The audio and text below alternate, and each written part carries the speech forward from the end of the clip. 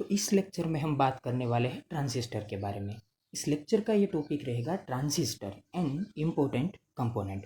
हमने जब पिछले वीडियो में कुछ अलग अलग चैप्टर्स के टाइटल्स के बारे में डिस्कशंस की थी, सभी चैप्टर्स के ओवरव्यूज़ के बारे में बात की थी, तब मैंने आपको एक टॉपिक समझाया था कि इलेक्ट्रिक क्या होता है और इलेक्ट्रॉनिक्स क्या होता है।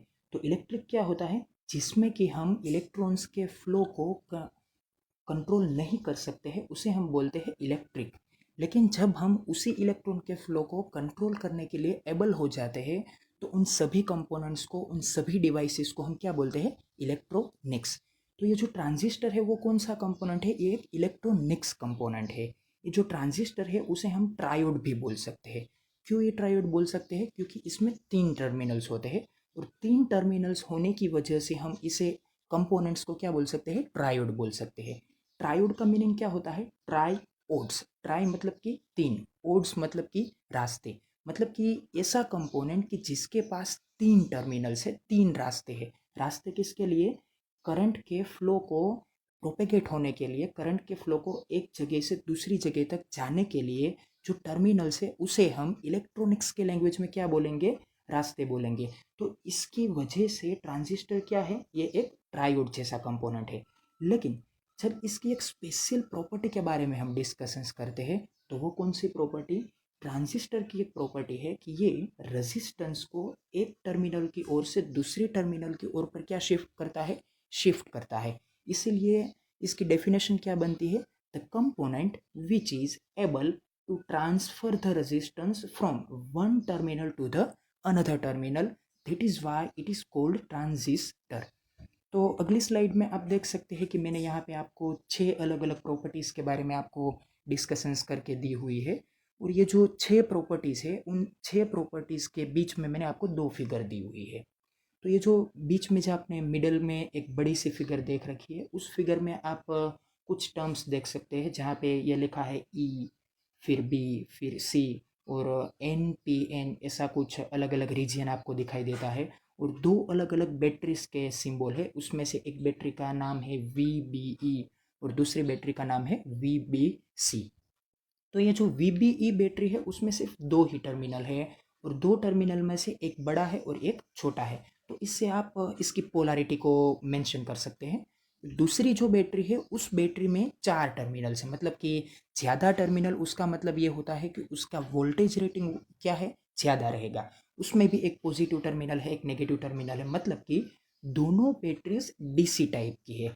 क्योंकि हम जानते हैं जब एसी टाइप की बैटरी है तो उसमें पॉजिटिव और नेगेटिव टर्मिनल्स हम स्पेसिफाई नहीं कर सकते हैं। लेकिन जब हम डीसी बैटरीज के बारे में बात करते हैं तो इसमें हम टर्मिनल्स को स्पेसिफाई कर सकते हैं। तो हम ट्रांजिस्टर की पहली टर्म्स के बारे में देखते हैं। तो यहाँ पे लिखा है टर्मिनल्स। तो ट्रांजिस्टर में कितने टर्मिनल होते हैं, 3 टर्मिनल होते हैं, एमीटर, बेस और कलेक्टर। तो ये जो बीच में फिगर है, उस फिगर में आप ये 3 टर्मिनल्स को देख सकते हैं। एमीटर को हम मेंशन करते हैं कैपिटल ई के साथ, बेस को मेंशन करते हैं कैपिटल बी के साथ, तो कलेक्टर को हम मेंशन करते हैं कैपिटल सी के साथ। तो लेफ्ट टू राइट जैसे आप इस फिगर में देखते हैं तो आपको ब्लू कलर में ई, बी और सी दिखाई देता है।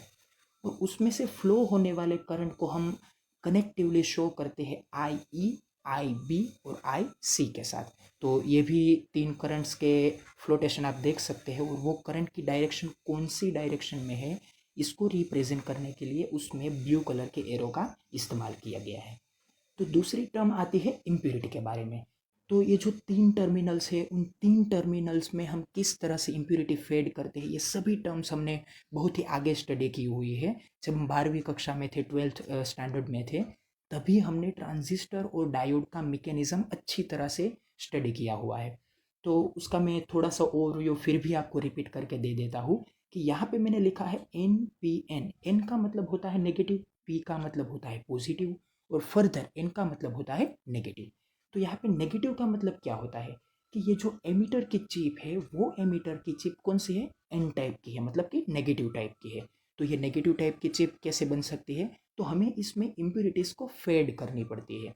तो इम्प्योरिटीज़ हम किसे बोलते हैं, इम्प्योरिटी ऐसे कंपोनेंट्स को बोलते हैं, ऐसे मटेरियल्स को बोलते हैं जो मटेरियल एक वेफर मटेरियल में फेड किया जाता है। फेड किया जाता है मतलब कि अलग से इसमें मिलाया जाता है।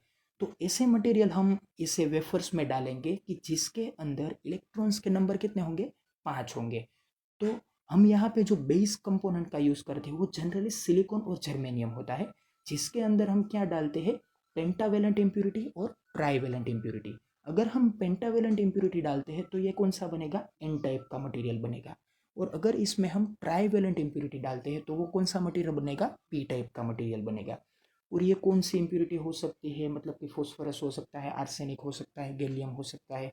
इन सभी के बारे में अभी हमें डिस्कशंस करने की कोई ज़रूरत नहीं है, क्योंकि हम ये सभी बातें अच्छी तरह से जानते हैं।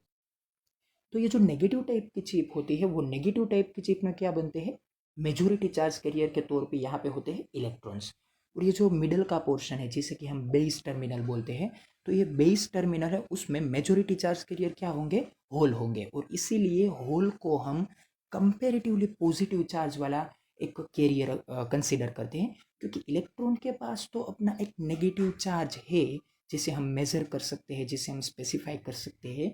लेकिन होल्स का हकीकत में फिजिकल कोई प्रकार का सिग्निफिकेंस नहीं है, मतलब कि वो फिजिकली प्रेजेंट नहीं है, हम इसे रिप्रेजेंट नहीं कर सकते। ये सिर्फ एक कंसिडरेशन है जो कि इलेक्ट्रॉन की ऑपोजिट कंसिडरेशन है। इसलिए हम होल को क्या कंसिडर करते हैं, as a positive charge carrier consider करते हैं। तो बेस में मेजोरिटी चार्ज कैरियर क्या रहेंगे, ये होल रहेंगे।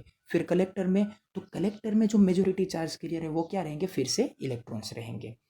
तो हम बात कर रहे थे इम्प्यूरिटी के बारे में। तो इम्प्यूरिटी में ये जो 3 टर्म्स लिखी है वो टर्म्स क्या रिप्रेजेंट कर रही है, कि ट्रांजिस्टर के तीनों टर्मिनल्स में सभी के पास अलग अलग इम्प्यूरिटीज है, लेकिन उस इम्प्यूरिटी का जो एक अमाउंट है वो अमाउंट सभी में इक्वल नहीं है। और यही इसकी बेनिफिशियरी टर्म्स है, क्योंकि कुछ टर्मिनल्स में ज़्यादा इम्प्यूरिटी है, कुछ टर्मिनल्स में कम इम्प्यूरिटी है।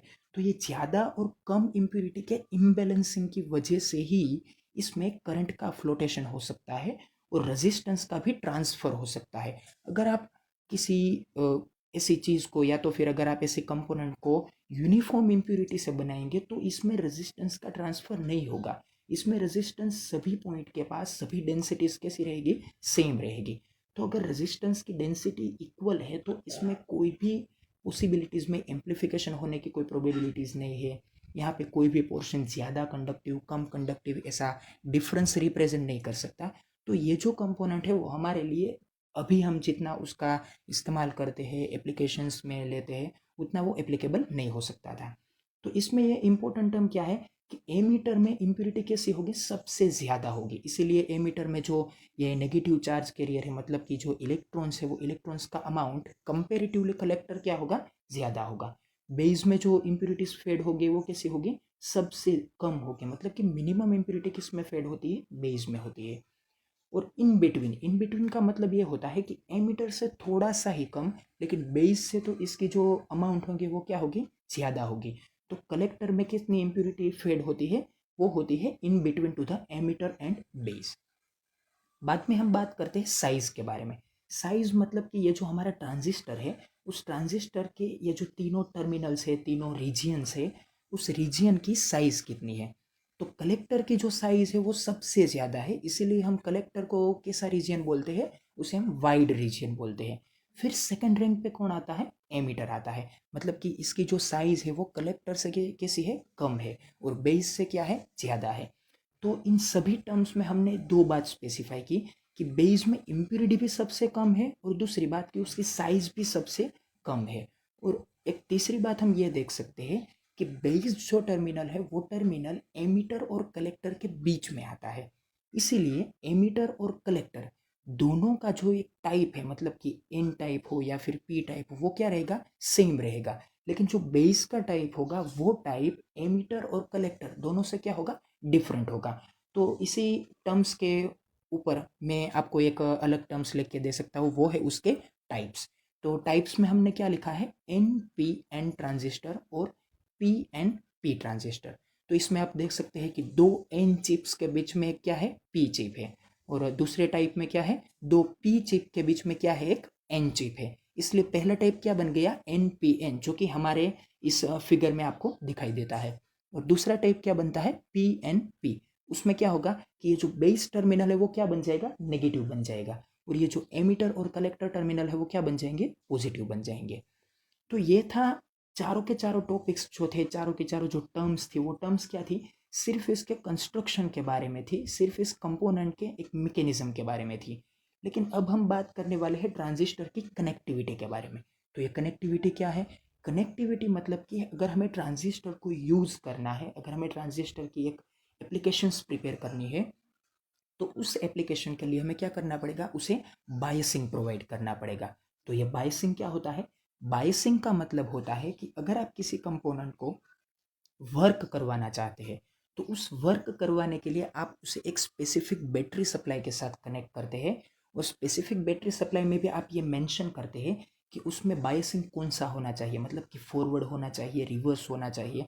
तो ये जो नीडफुल कंपोनेंट्स का यूज़ करके और नीडफुल स्टेबलाइजेशंस का यूज़ करके आप जो एक कनेक्शंस प्रिपेयर करते हैं, एक जो सर्किट प्रिपेयर करते हैं, उसे हम बोलते हैं बायसिंग बोलते हैं।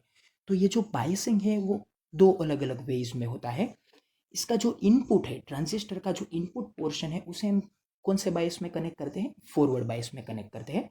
और ट्रांजिस्टर का जो आउटपुट है, उसे हम कौन से बायस में कनेक्ट करते हैं? रिवर्स बायस में कनेक्ट करते हैं। ये जो फॉरवर्ड बायस में है, रिवर्स बायस में, इनकी बातों को हम आगे अच्छी तरह से समझ चुके हैं। मतलब कि अगर लाइक टू लाइक कॉम्बिनेशन होता है, पॉजिटिव के साथ पॉजिटिव, नेगेटिव के साथ नेगेटिव, तो उसे हम बोलते हैं फॉरवर्ड बायस। लेकिन जब डिसलाइक कॉम्बिनेशन होता है, डिसलाइक का मतलब होता है पॉजिटिव के साथ नेगेटिव और नेगेटिव के साथ पॉजिटिव, तो उसे हम क्या बोलते हैं? रिवर्स बायस बोलते हैं। तो ये जो इनपुट पोर्शन है वो किस तरह से कनेक्ट होने वाला है? फॉरवर्ड बायस में। और ये जो आउटपुट पोर्शन है वो किस बायस में कनेक्ट होने वाला है? रिवर्स बायस में कनेक्ट होने वाला है। तो आप इस फिगर में भी देख सकते हैं कि ये जो इनपुट का पोर्शन है वो कौन सा है? एमिटर और बेस वाला पोर्शन है। और आउटपुट का पोर्शन है वो कौन सा है? कलेक्टर और बेस वाला पोर्शन है। तो इनपुट में एमीटर कैसा है? नेगेटिव, और बेस कौन सा है? पॉजिटिव। तो एमीटर के साथ हमने बैटरी के कौन से टर्मिनल को कनेक्ट किया है? नेगेटिव टर्मिनल को कनेक्ट किया है। और बेस के साथ बैटरी का कौन सा टर्मिनल कनेक्ट किया है? पॉजिटिव टर्मिनल कनेक्ट किया है। मतलब कि नेगेटिव टू नेगेटिव और पॉजिटिव टू पॉजिटिव, इसीलिए बैटरी VBE, या तो इसमें जिस तरह से लिखा है उसके बारे में बात करूँ तो VEB, ये जो बैटरी है वो बैटरी कौन से बाइसिंग में कनेक्ट हुई है? फॉरवर्ड बाइस में कनेक्ट हुई है। और हम जानते हैं कि करंट का फ्लोटेशन कौन सी डायरेक्शन में होता है? Plus two minus. इसीलिए करंट किस डायरेक्शन में फ्लो हुआ है? IB, फिर बेस, फिर इस तरह से आता है एमीटर, और फिर रिटर्न हो जाता है VEB में। तो ये उसका हो गया करंट का फ्लोटेशन। फिर आउटपुट के बारे में बात करते हैं। तो आउटपुट में कौन सा बायसिंग है? रिवर्स बायस है। तो रिवर्स बायस में आप देख सकते हैं कि कलेक्टर कौन सा टर्मिनल है? नेगेटिव। बेस कौन सा टर्मिनल है? पॉजिटिव। तो कलेक्टर नेगेटिव टर्मिनल है, इसके साथ बैटरी का कौन सा टर्मिनल कनेक्ट हुआ है? पॉजिटिव टर्मिनल कनेक्ट हुआ है। और बेस कौन सा टर्मिनल है? पॉजिटिव। तो इसके साथ VCB बैटरी का कौन सा टर्मिनल कनेक्ट हुआ है? नेगेटिव टर्मिनल कनेक्ट हुआ है। तो इसीलिए आउटपुट जो है वो कौन से बायस में आ गया? रिवर्स बायस में आ गया। तो इसमें भी आप करंट का फ्लोटेशन देख सकते हैं IC और IB के बारे में। फिर हम बात करते हैं इसके एक्शन के बारे में। तो एक्शन में हमने क्या लिख रखा है? Transistor is an active component. तो ये यहाँ पे आपको फिर से मुझे बताना पड़ेगा कि हमने दो टर्म्स अलग अलग से स्टडी की है। एक होता है एक्टिव कंपोनेंट, दूसरा होता है पैसिव कंपोनेंट। तो ये एक्टिव कंपोनेंट का मतलब क्या होता है? Those component which are able to amplify the signal, they are known as active component. मतलब कि ऐसे कंपोनेंट जो सिग्नल को एम्पलीफाई कर सकते हैं उसे हम क्या बोलते हैं? Active component. और पैसिव कंपोनेंट किसे बोलते हैं? Those component which are not able to amplify the signals, जिसे हम बोलते हैं पैसिव कंपोनेंट। तो पैसिव कंपोनेंट का मतलब ये होता है कि वो सिग्नल को एम्पलीफाई नहीं कर सकते हैं। ये जो एम्पलीफिकेशन की बात है, कौन एम्पलीफाई कर सकता है, कौन एम्पलीफाई नहीं कर सकता है, उसके मुताबिक, उसके बेसिस पे ये दोनों के टाइप्स अलग अलग डिस्ट्रीब्यूट होते हैं, जिसे हम बोलते हैं एक्टिव कंपोनेंट, दूसरे को बोलते हैं पैसिव कंपोनेंट। तो ये जो ट्रांजिस्टर है वो कैसा कंपोनेंट है? एक्टिव कंपोनेंट है, क्योंकि ये सिग्नल को एम्पलीफाई कर सकता है। तो इस लेक्चर में हम आगे यही बात करने वाले हैं कि ट्रांजिस्टर एम्पलीफाई कैसे कर सकता है, ये जो एम्पलीफाई करता है उसकी इंपॉर्टेंट प्रॉपर्टीज़ क्या है। और दूसरी बात कि ट्रांजिस्टर एक्टिव कंपोनेंट है, और अगर आप कोई भी ट्रांजिस्टर का नाम बोलते हैं, मतलब कि आप मोसफेट के बारे में बात करते हैं, BJT के बारे में बात करते हैं, FET के बारे में बात करते हैं, तो वो सभी कंपोनेंट कैसे हैं? एक्टिव कंपोनेंट है। क्योंकि वो सभी कंपोनेंट अपने अंदर जो सिग्नल को फेड होता है, वो जो सिग्नल उसके अंदर दिया जाता है इनपुट के सिग्नल को, वो आउटपुट में क्या करके देते हैं? एम्पलीफाई करके देते हैं। लेकिन जब आप बात करते हैं कैपेसिटर के बारे में, इंडक्टर के बारे में, डायोड के बारे में, तो वो सभी कंपोनेंट्स कैसे कंपोनेंट है? पैसिव कंपोनेंट है, क्योंकि उसमें कोई भी सिग्नल को एम्पलीफाई करने की कैपेबिलिटीज नहीं है। तो एक्शन में हमने क्या देखा? Able to amplify the signal.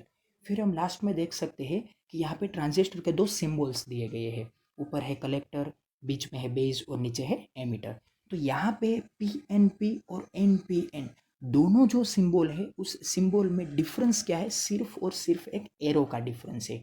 जो एरो रिप्रेजेंट होता है एमीटर टर्मिनल के पास, अगर वो एरो इन्वर्टेड है, इन्वर्टेड का मतलब कि एमीटर से बेस की तरफ है, मतलब कि उसका जो टो पॉइंट है, टो मतलब कि उसकी जो आगे की शार्प साइन है वो किसकी तरफ है? बेस की तरफ है। तो ये ट्रांजिस्टर का जो टाइप है वो क्या बनेगा? P N P. और अगर वो एरो आउटवर्टेड है, आउटवर्टेड का मतलब क्या होता है? बाहर की ओर। तो ये एरो किस तरह से रिप्रेजेंट होता है? बेस से एमीटर की ओर रिप्रेजेंट होता है। तो वो ट्रांजिस्टर का टाइप कौन सा बनेगा? N P N. ये जो एरो की साइन है, मतलब कि एक में है इन्वर्टेड, दूसरे में है आउटवर्टेड, वो क्या रिप्रेजेंट करता है? वो रिप्रेजेंट करता है करंट के फ्लोटेशन को। अगर करंट एमीटर से बेस की ओर फ्लोटेशन होता है तो उसे हम क्या बोलेंगे? मतलब कि उसमें एमीटर पॉजिटिव है और बेस नेगेटिव है, क्योंकि करंट ऑलवेज कौन सी डायरेक्शन में फ्लो होता है? Positive to negative. तो इसका मतलब ये हुआ कि एमीटर पॉजिटिव है और बेस कौन सा है? नेगेटिव। तो इसलिए ये ट्रांजिस्टर कैसे टाइप का बनता है? P N P. और दूसरा जो ट्रांजिस्टर हमने रिप्रेजेंट किया है सिंबल में, वो कौन सा बनेगा? N P N. ओके। तो ये सभी थी ट्रांजिस्टर की इंपॉर्टेंट प्रॉपर्टीज और इंपॉर्टेंट कैरेक्टरिस्टिक्स और इंपॉर्टेंट टर्म्स के जिसके बारे में हमें सिर्फ एक रिकॉलेशन की जरूरत थी। अब हम बात करते हैं आगे के टॉपिक के बारे में। तो यहाँ पे आप देख सकते हैं transistor is an amplifier device and is a switching device.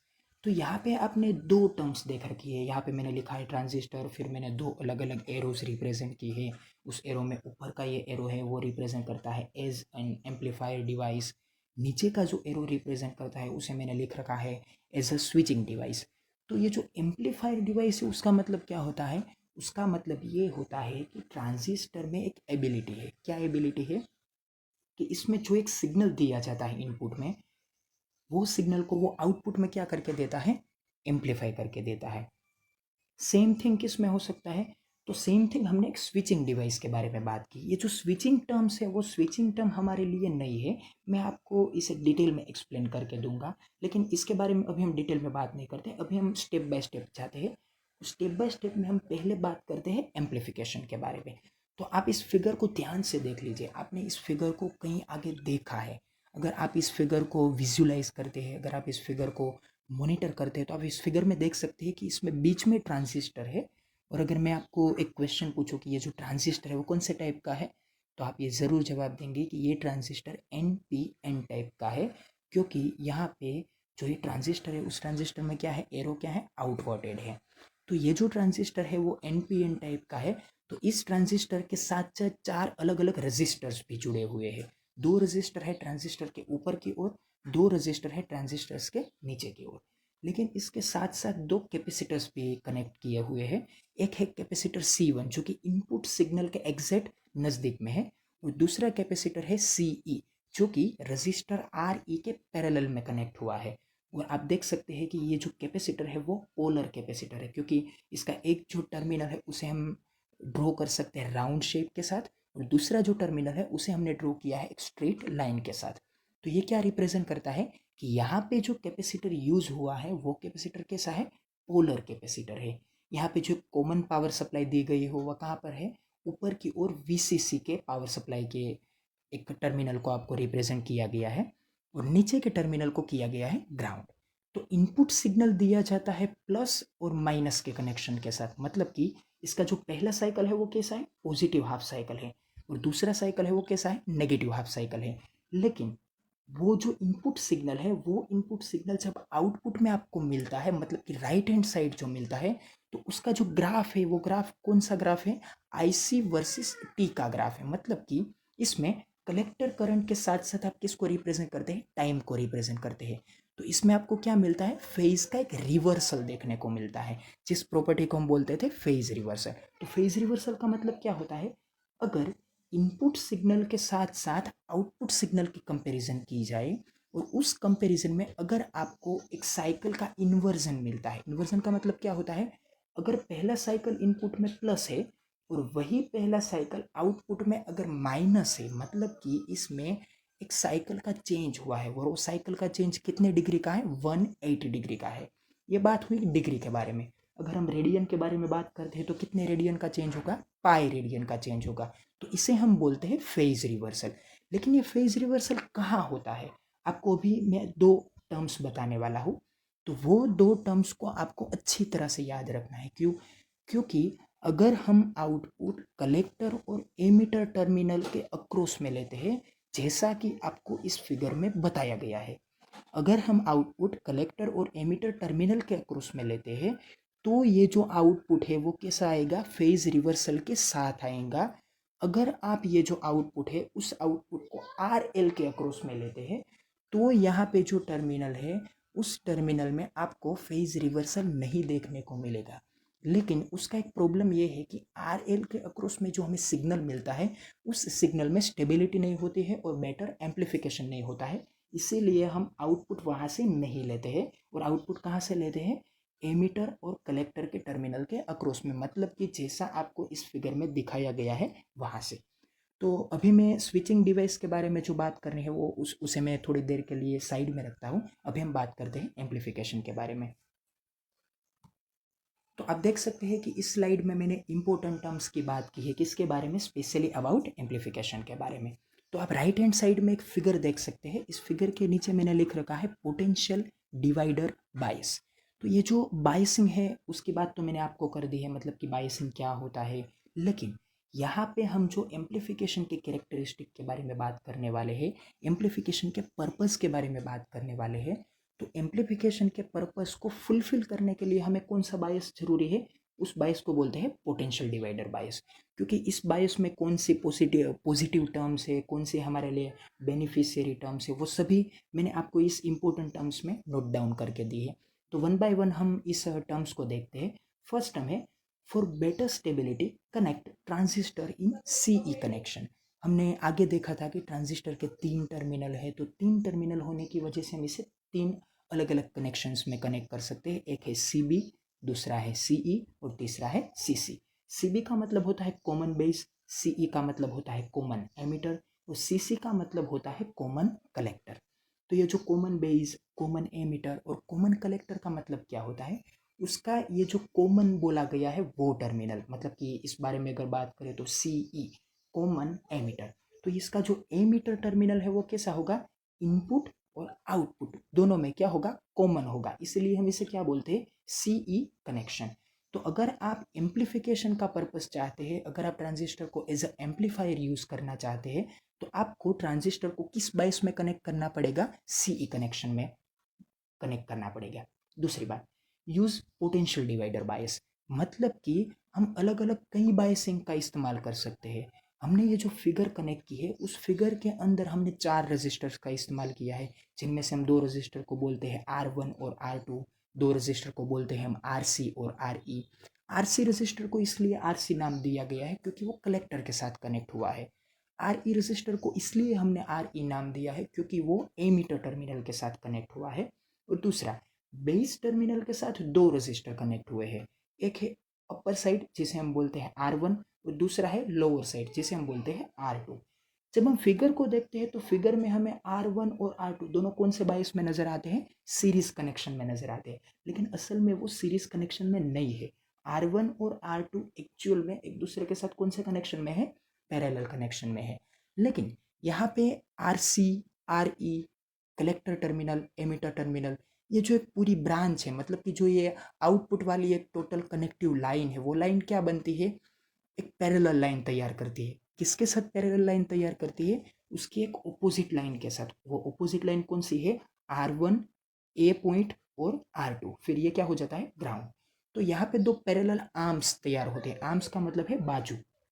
तो यहाँ पे जो एक आर्म तैयार होती है वो आर्म कौन सी है, R1 ए, R2 और ग्राउंड। दूसरी आर्म कौन सी है, RC, collector terminal, emitter terminal, RE और ग्राउंड।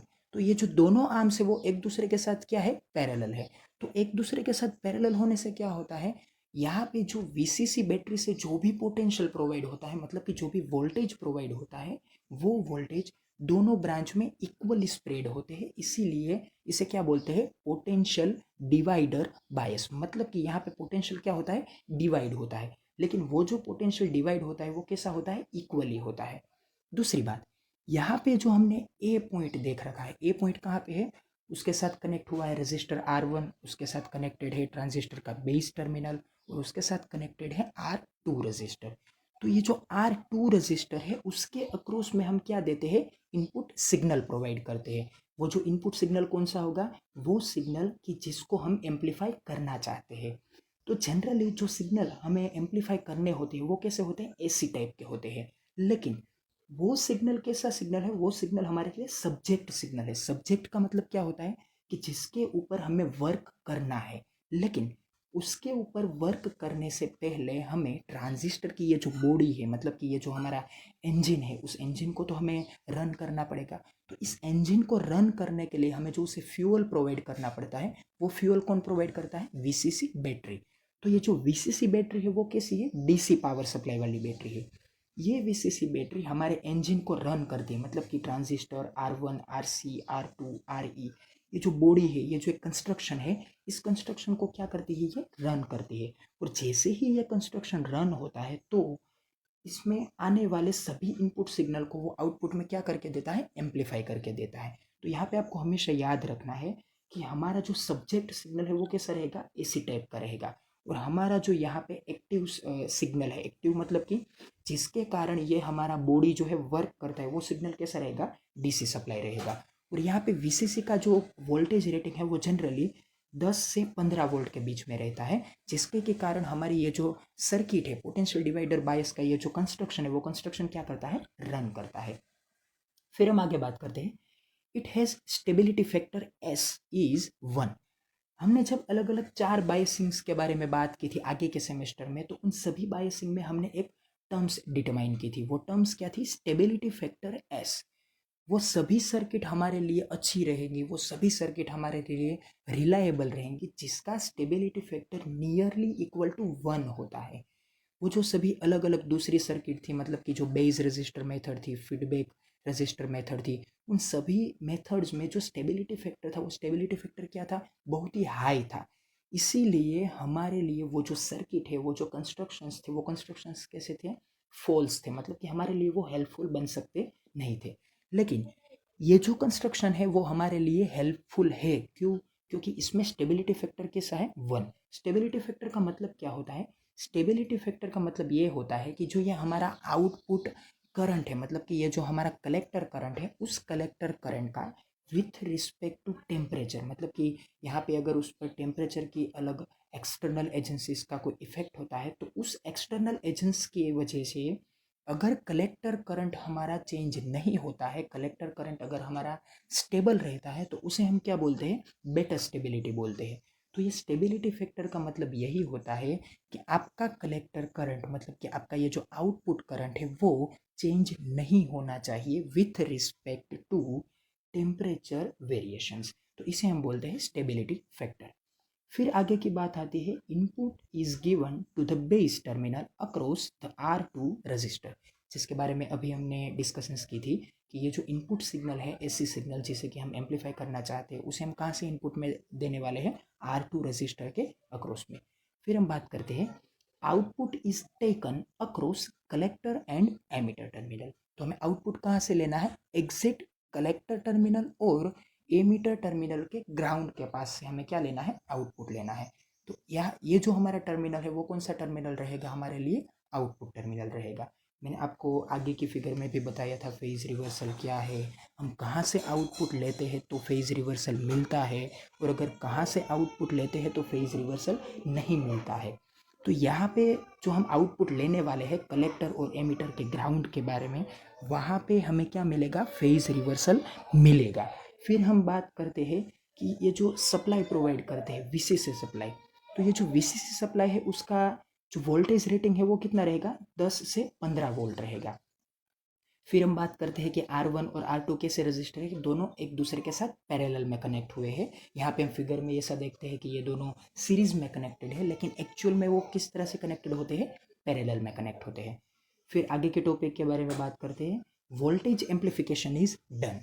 तो जब मैंने पहला वीडियो बनाया था तभी मैंने आपको ये बोला था कि voltage amplification, current amplification, power amplification, ये सभी टर्म्स अलग अलग टर्म्स है। जब हम ऑर्डिनरी ट्रांजिस्टर के बारे में बात करते हैं, मतलब कि ये जो बीजेटी ट्रांजिस्टर है उसके एम्पलीफायर के बारे में बात करते हैं, तो वो किसे एम्पलीफाई कर सकता है, वोल्टेज को एम्पलीफाई कर सकता है।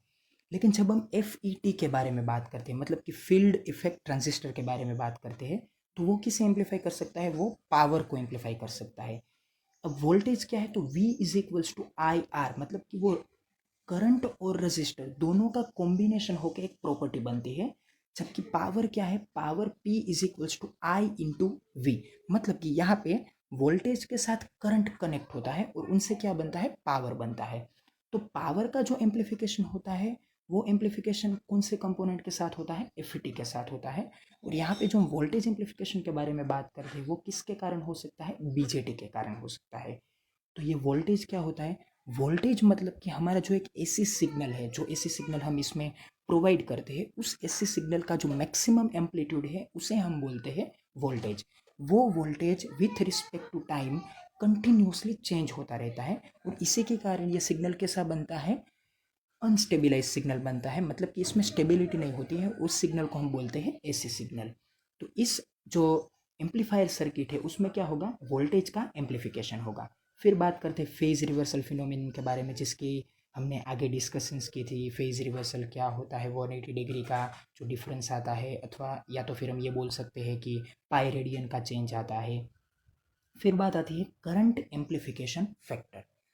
मैंने अभी आपको बोला था कि 3 टाइप की कंस्ट्रक्शंस हम कर सकते हैं ट्रांजिस्टर के साथ साथ, उसे बोलते हैं हम CB, CE और CC। तो यहाँ पे CC कनेक्शन है वो हमारे लिए उतना इम्पोर्टेंट नहीं है जितना कि हमारे लिए इम्पोर्टेंट है CB और CE। CB जिसे हम बोलते हैं कॉमन बेस कनेक्शन। तो ये जो कॉमन बेस कनेक्शन है उसका करंट एम्पलीफिकेशन फैक्टर क्या होता है, अल्फा। और करंट एम्पलीफिकेशन फैक्टर का इक्वेशन क्या है, IC/IE।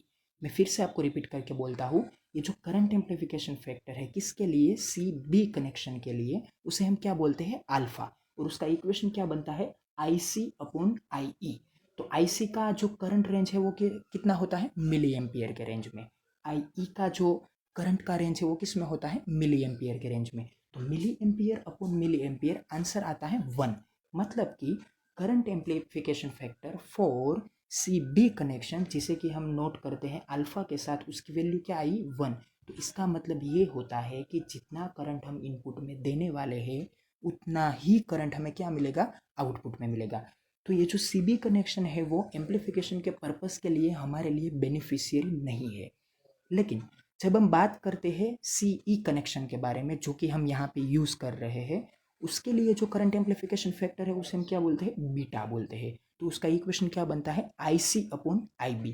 तो IC का जो करंट रेटिंग है वो करंट रेटिंग क्या होता है, मिली एम्पियर के रेंज में होता है। और IB का जो करंट रेटिंग है उसे हम क्या बोलते हैं, माइक्रो एम्पियर के रेंज में होता है। क्योंकि बेस में इम्प्यूरिटीज कम है, उसकी जो साइज है वो सबसे कम है, इसीलिए उसका जो करंट रेटिंग होता है वो किस में होता है, माइक्रो की रेंज में होता है। तो मिली अपॉन माइक्रो, तो उसके कारण बीटा का जो फैक्टर आता है वो फैक्टर कितना आता है, वो फैक्टर आता है 10⁻³ मतलब कि 1 किलो की रेंज में आता है। तो इसका मतलब ये हुआ कि जो सिग्नल इनपुट में दिया जाता है वो सिग्नल आउटपुट में करीबन करीबन 1000 टाइम बड़ा होके हमको मिलता है, जिसे हम बोलते हैं करंट एम्पलीफिकेशन फैक्टर। तो ये जो CE कनेक्शन हम यूज़ करते हैं, मैं जो पहली टर्म्स में हमने बात की थी कि बेटर स्टेबिलिटी के कारण और बेटर कनेक्टिविटी के कारण और बेटर पर्पस के कारण हमें कौन सा बायसिंग यूज़ करना चाहिए, तो हमने बोला था CE कनेक्शन हमें यूज़ करना चाहिए। तो ये जो CE कनेक्शन है वो हमें क्यों यूज़ करना चाहिए, उसका कारण हमें मिलता है उसके करंट एम्पलीफिकेशन फैक्टर में। फिर बात करते हैं 3 types of capacitors are used. एक कैपेसिटर है जिसे हम बोलते हैं इनपुट कैपेसिटर, दूसरा है जिसे हम बोलते हैं बाईपास कैपेसिटर, तो तीसरा है उसे हम बोलते हैं कपलिंग कैपेसिटर। तो ये तीनों कैपेसिटर्स के अपने अपने एक अलग अलग वर्क्स है। मैंने जब आपको आगे की एक फिगर बताई थी तो उस फिगर में हमने देखा था कि वहाँ पे 2 कैपेसिटर्स थे। चलो हम देखते हैं वो फिगर कौन सी थी।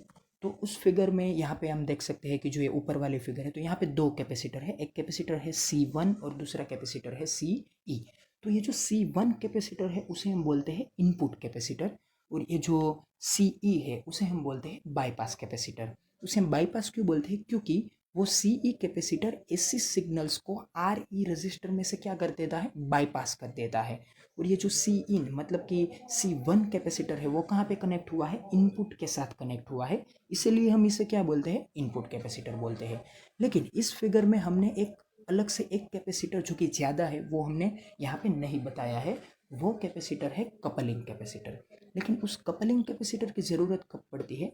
कपलिंग कैपेसिटर की हमें नीड तब होती है जब हम एक से ज़्यादा स्टेजेस को एक दूसरे के साथ बैक टू बैक कनेक्ट करते हैं, तो हमें कपलिंग कैपेसिटर की ज़रूरत पड़ती है। लेकिन अभी मैं इस कैपेसिटर्स के बारे में आपको डिटेल में डिस्क्रिप्शंस नहीं देने वाला, क्योंकि इसके बारे में मैं अलग से एक वीडियो बनाने वाला हूँ, क्योंकि आपका एक ये इम्पोर्टेंट टॉपिक है कि एम्पलीफायर सर्किट में कैपेसिटर्स का क्या रोल होता है, कौन सा कैपेसिटर कैसा वर्क करता है, उसका बिहेवियर क्या होता है, और कैपेसिटर एक्चुअल में होता क्या है। मतलब कि हम बोलते हैं कि कैपेसिटर एक टाइप के सिग्नल्स को ब्लॉक करता है, तो दूसरे टाइप के सिग्नल को वो पास होने देता है। तो उसमें ये कौन सी प्रॉपर्टी है कि जिसकी वजह से कैपेसिटर इस तरह से पार्शियल बिहेव करता है, मतलब कि एक को पास होने देता है, दूसरे को ब्लॉक करता है। तो वो सभी डिस्कशन हम एक नेक्स्ट वीडियो में करने वाले हैं। उसके लिए मैं एक आपको अलग से वीडियो बना के देने वाला हूँ। लेकिन आपको यहाँ पे ये माइंड करना है कि 3 कैपेसिटर्स होते हैं जो कैपेसिटर हमारी एम्पलीफायर सर्किट में इंपॉर्टेंट है। एक है सी इन, दूसरा है सी ई मतलब कि जिसे बाईपास कैपेसिटर बोलते हैं, और तीसरा है सी सी जिसे हम बोलते हैं कपलिंग कैपेसिटर। और लास्ट टॉपिक जिसे कि हमें माइंड करना इंपॉर्टेंट है वो ये है, for more amplification back to back stages are used in circuit. मतलब कि हमने जो ये पहली फिगर इस्तेमाल की थी, मतलब कि यहाँ पे जो हमने ये फिगर दे रखी है, वो जो ऊपर वाली फिगर, उस फिगर में सिर्फ एक ट्रांजिस्टर है, तो उसे हम बोलते हैं ये सिंगल स्टेज एम्पलीफायर है। लेकिन अगर आप इसका ज़्यादा से ज़्यादा एम्पलीफिकेशन चाहते हैं तो आपको क्या करना है, ऐसे कई ज़्यादा स्टेजेस आपको बैक टू बैक कनेक्ट करने होते हैं।